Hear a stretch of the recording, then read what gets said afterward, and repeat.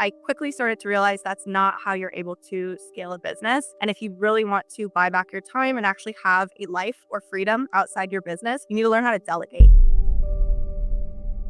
So having those systems, having a really clear guideline of what everybody needs to be doing is the only way that you're going to be able to scale, and releasing some of that control if you want to buy back your time.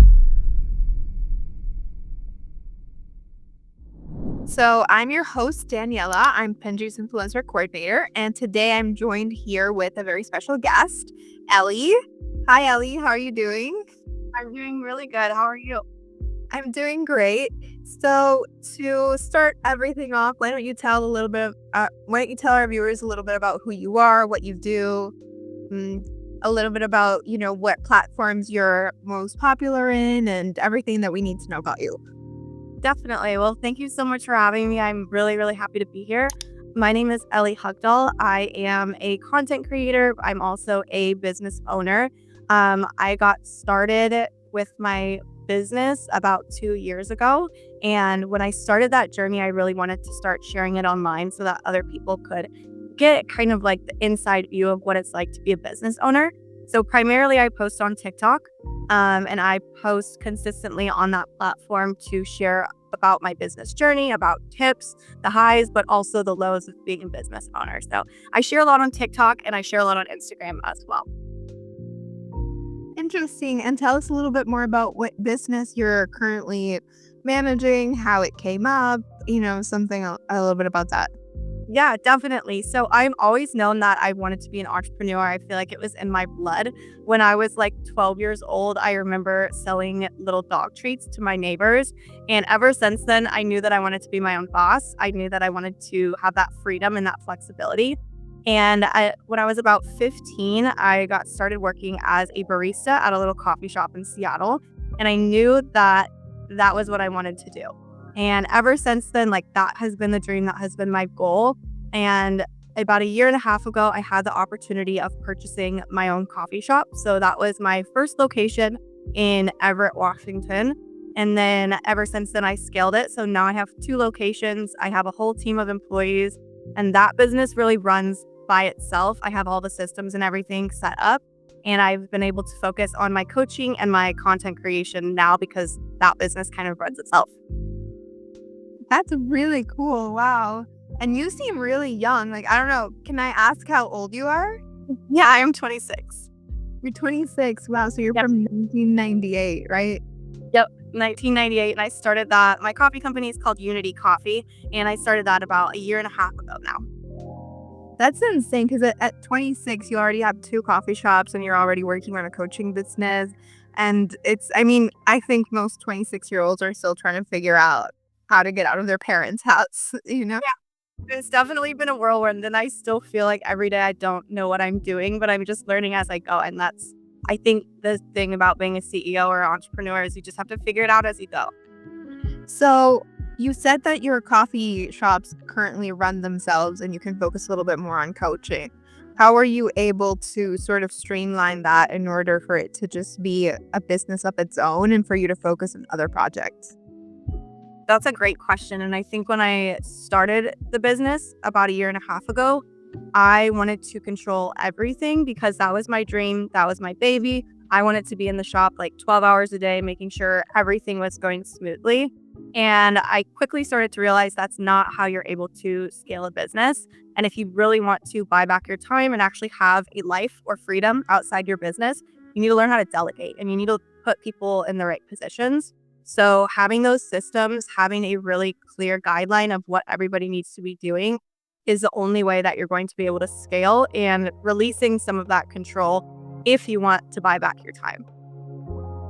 Yeah, I can imagine because I feel like, with so much going on, there's only so much one person can do, right? Yeah, I only have hours in the day. And I feel like when I was in college, I tried to start like a baking business because I like baking, for fun. And my friends really liked my desserts. And so once they were like, why don't you sell them? Like, you should just sell the stuff that you bake. And I was like, you know what? I will. And I started baking a bunch of stuff and I tried to sell it. And I realized really quickly how overwhelmed I was. You're like, this isn't fun anymore. Yeah, it lasted, I would say, like about a few months. And it was so hard because I was not even aware of if whether, I didn't even know if I was making profits, how much I was like making. I couldn't even know how to price my food because people obviously wanted cheap prices because it was like homemade food. But for me, it was so time consuming. And I also had like my normal job, on top of that. So I had school and I felt so just like overwhelmed a few months in. I was like, that's it, it's done. This was my hobbies. And it made me really realize how much it goes into like how much you need to plan before you actually start something like this. Cause I just did it on a whim and it backfired. It just exploded on my face. Like, don't remember how many people I had to tell them, like, hey, I'm sorry, I can't give you your cake today. I'm dying. I worked all day. Yeah. So I really admire the fact that you have been able to have so much and you've also been able to sort of outsource it to other people. I think outsourcing is a really important thing that a lot of times we don't know how to do. Oh my gosh. Yeah. If you can buy back your time, I recently just hired a virtual assistant too. So she helps me a lot with my content creation. She does all my video editing. She'll even like reach out for like podcast features and stuff like that for me. So that also buys back a lot of my time so that I can focus on the things that are really the needle moving activities. That's great. And you said right now your focus is on coaching and your social media, right? Yeah, that is my main focus now is to help other entrepreneurs, CEOs learn how to scale, grow, and buy back their time so they can actually have a freedom-based business. So, I'm curious, how important has social media been in all of this journey? Like with the coffee shops, with your coaching, has it played a pivotal role in your growth, or has it been more just like a tool that you've sort of had to use? I think we see a lot of business owners who see that there is a growing need for them to have a presence on social media, but they're so lost as to how to do it, especially the older crowd who is not used to this world at all. And we also have other people who I've actually interviewed people who rely on social media a lot and they see it as a really useful tool.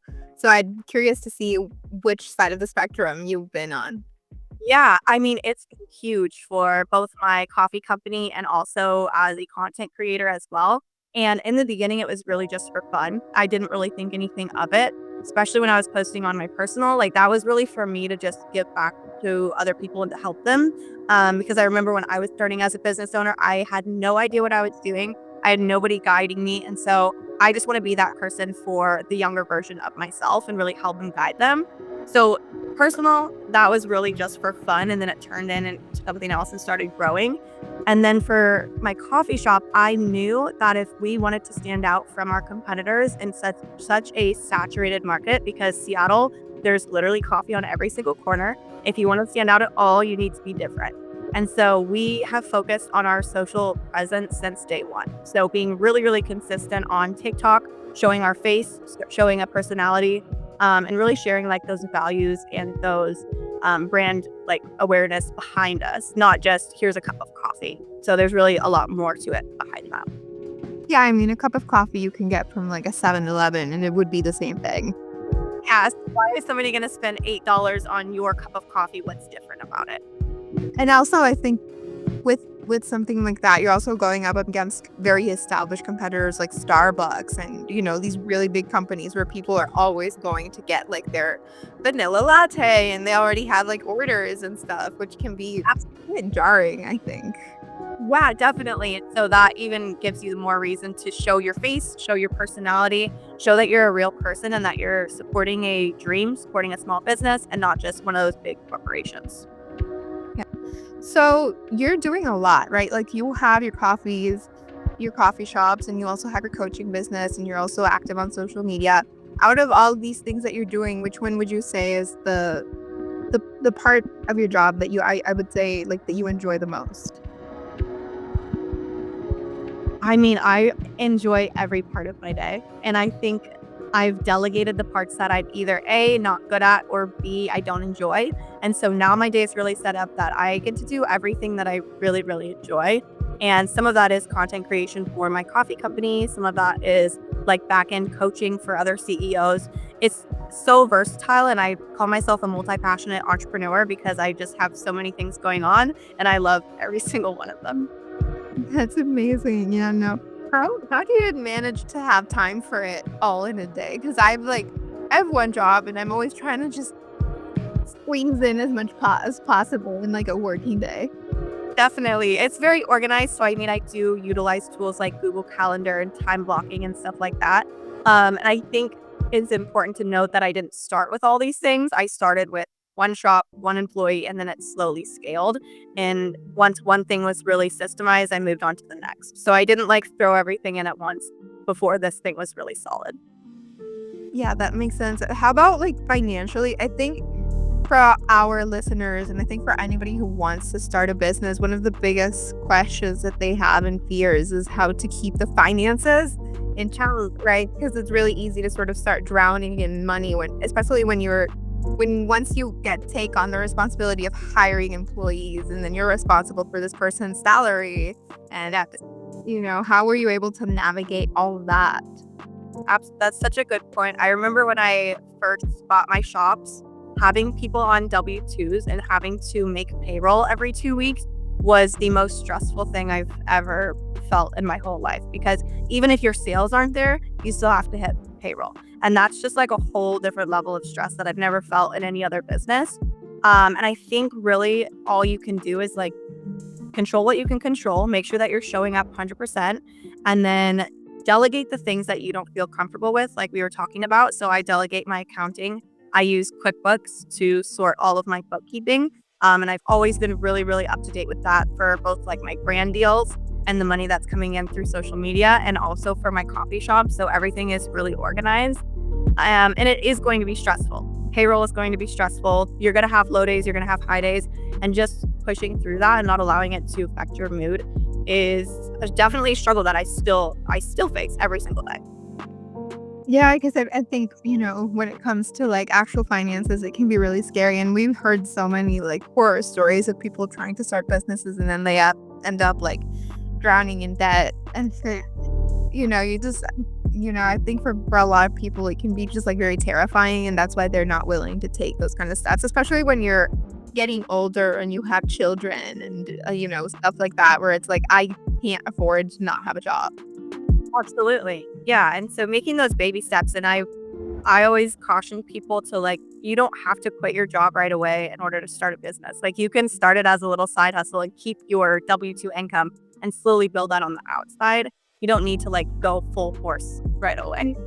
Yeah, and I don't know if you agree, but I feel like a lot of times working for someone else can give you the benefit of seeing how other people run their own businesses so that you can get an idea of what to do with your own, right? Absolutely. Yeah, I worked in the coffee industry for 10 years before I started my own, and I was a sponge. I was learning the back end, I was learning how they ran their teams, and I was picking up little bits and pieces from each place that I worked at before I ever thought about opening my own. So that when I did, I had, all this knowledge that I could apply.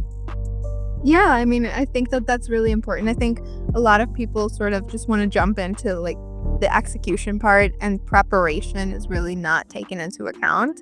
And I think when you're jumping into something like this, right, it's really important to sort of at least have an idea of what you are doing. I think you would never really know what you're doing, but as far as of what you're doing is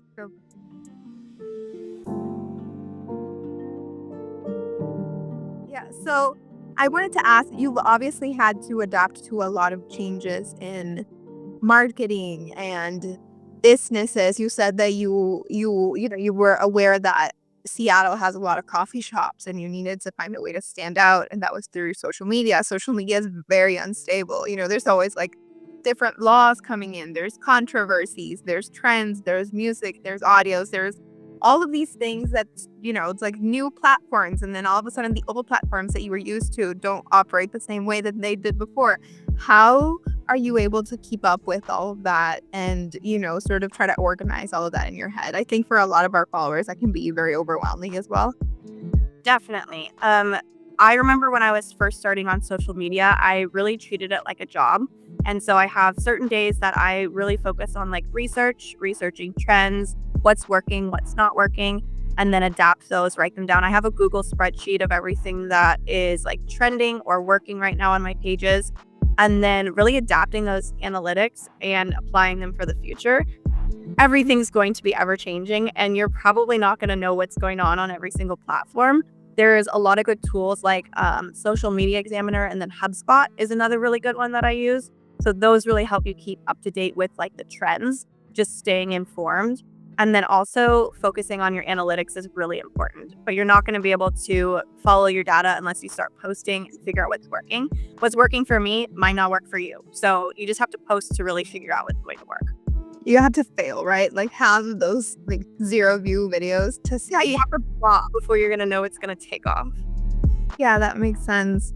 I think a lot of times people just want to see results from the get. And then I think it's easy for people to get frustrated when they keep seeing patterns of constant failure, especially when it comes to social media and branding. I think a lot of people who have sort of businesses don't really know why. And they're always kind of just lost as to like, what am I doing? Why am I wrong? And what do I need to do in order to see more success for my business, for my platform, for my own growth? So for those people who are kind of like, I guess, stuck in a rut, what would you say to them to try to like get out of that? There's not like a quick fix, and I don't have a quick answer for you. You just have to keep showing up. When I first started last year, I was posting like 3 times a day to figure out what worked and what didn't work. And just now it's really starting to take off. The views on Unity Coffee are just now hitting. They're just now getting like 100, 200,000 views. But that took a year and a half of posting consistently every single day. That took a lot of videos flopping and a lot of videos, no engagement to figure out what really worked. And now pretty much anything that we post does really well, but that's because the algorithm picked it up, and it took a year and a half. So if you're in those beginning like 3 months, don't expect to see huge views or a lot of engagement or people commenting, and you have to be okay with that. That's normal. Yeah, I think being okay with that can help people sort of get an idea of what it is. I think we've seen a lot of people get discouraged when, a certain amount of time has passed and there is no results. But I think at least for social media, there is no specific time as to how things are going to go, which is very like unpredictable. Yeah, you can only control what you can control, and that's just showing up. Yeah, I mean, at least you're showing up. If you're not showing up and you're just like upset, you're tired. Rhythm. Yeah. You didn't even try. Like, I mean, what were you expecting? People to comment on the air? Exactly. Nobody knows you. They don't care about your business yet. So you have to keep showing up until they do. Yeah, I think that's really important. And in general, for a lot of things, just like I think we struggle with starting things or continuing to do things because we don't see the immediate results. But I think what you said is really true. It's just like, you just got to keep going and trying and see what sticks. That's so big in entrepreneurship, is the discipline to keep showing up even when you're not seeing those results. Yeah, I think so too. I think results in general, at least for us at Penji, we do brand deals with influencers, right? And we value obviously metrics and statistics for a person's, engagement. We care about that. But we also care about how true or how real it is. And success, or like a good candidate for us, is not necessarily a person who has 1 million subscribers and 10,000 comments per video, because a lot of times the comments are not even people who are engaging. You get a lot of bots. You get a lot of comments that are not even real. You get a lot of like fake likes. You have 1 million followers and you have a really low engagement. So I think for us, at the end of the day, what we value is just an engaged audience. And it's going to be more valuable for a company to see you having an engaged audience when you're only maybe at a couple thousand followers, but these couple thousand people really care about what you're doing, because then that's us more sales, right? Because those 2,000 people are really going to be listening. than a million people who are never going to see the video that this person posts. Right, that trust isn't there with that person, so they're not gonna buy from them if that trust isn't there. Yeah, I think that happens a lot. And at least when we are looking for brand deals, when we are looking for influencers, we are looking at that, importance of having that connection with their audience, which I think now that the market of influencing is getting more and more saturated, I mean, every business wants to have a presence online, at least on Instagram. Even if they're not on other platforms, they're always trying to be on like one of them, right? Whether it's TikTok or Instagram. And the more that this grows, the more like the competition grows as well. And so the more people that you get, and then the more people you get that are just kind of like trying to get a bunch of followers, trying to get everything up really quick so that they can like sort of be like stand out from all of these other people. But at least for us, like I work specifically with influencers. When I'm reviewing an influencer, I'm thinking, is this person gonna give me any ROI? Yeah, right, exactly. Yeah, Yeah. and that's that community aspect that everybody should be focusing on right now, is really showing up for your customers and what they need, not just for yourself and your own, like, virality and views, you know? Yeah, and I think like virality with no purpose can also just, really flop. I've seen people have one viral video and then 100 that don't do Yeah. well. Exactly.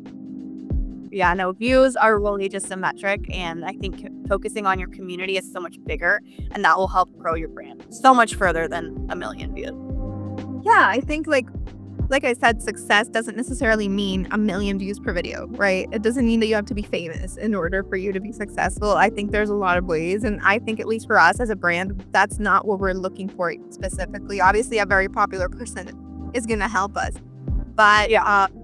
that's not the only thing that we're concerned with when we are looking at an influencer. Right. Yep, that's huge. And content quality, I think, is really important. I've also seen a lot of people who sort of just prioritize quantity over quality. Oh, yeah. To the point where I know that for TikTok, at least, you need to be posting a lot, right? But I think some people are posting so much that they're burning themselves out. And then you're also posting a lot of things that are also not their best work. And it really shows, which definitely doesn't help you as a brand, because you want the influencer that's making you a video for a brand deal to do something that's, nice, that you want to watch. Yeah, you want that person to show up fully for your brand, because that's almost a reflection of your brand if you're choosing that person. Yeah, which brings me to like the idea of taking breaks. I think especially for someone like you who has such a sort of free job, in the sense where you're your own boss, right? You decide what tasks to give yourself. You give yourself your timelines. You give yourself your rules. How do you manage to keep that discipline? Because I think it would be really hard for me, to sort of keep up with all of that. When you work for someone else, the schedules are given to you and you just follow that. Definitely. In the beginning, I was working every day, and that was when I was first starting my coffee company. I was working every single day because I really didn't have that delegation. And today I'm able to work kind of Monday through Friday. I typically stop around 5 or 6, and then I really try to not schedule any work-related tasks on the weekend. Obviously, there's going to be stuff that comes in when you have employees, when you have businesses running. There's always going to be something you don't get to just clock out, and that's part of being an owner. But at the end of the day, I really don't schedule anything on Saturday or Sundays, and I leave that time for myself, my relationships. Otherwise, you will get burnt out if you don't focus on your life as well. Yeah, and I think burnout is not good for your business anyways. Like, even if you were like, I just want to focus on my business, but like you can't do it if you're burnt out. Well, and people can tell. They can tell if you're feeling burnt out. It reflects into your business. Oh my gosh, yeah. I think they can tell, like, just by the looks of your face. It's all gonna be, Or tell if your energy is not there. yeah, like, go get some sleep, girl, please. Exactly. Take a day off. All right, yeah. Well, Ellie, before we end, I wanted to give you a space for you to tell our followers where they can find you. Is there anything that you're currently working on where they could go help? If anybody needs coaching from you, where could they go find it? Your socials. If anybody from Seattle wants to go get coffee at your shops, the floor is yours. Yeah, definitely. Well, thank you for having me, first of all. I am on all the social medias. My coffee company is called Unity Coffee. We are in Kirkland in Everett, Washington. So if you're in that area, we would love to serve you. And then also, my personal coaching spaces are Instagram primarily. It's Ellie Hugdahl, and then Ellie Hugdahl on TikTok as well. I am working on building a CEO community as well right now. So if you want to join that waitlist, it's the first link in my bio on Instagram. Okay, awesome. Then I will be adding all of those links so that people can go in and find you. And that's it for today, guys. We're going to see you on the next episode with our next guest. Thank Thank you. you, Ellie, for being here. Have a great day.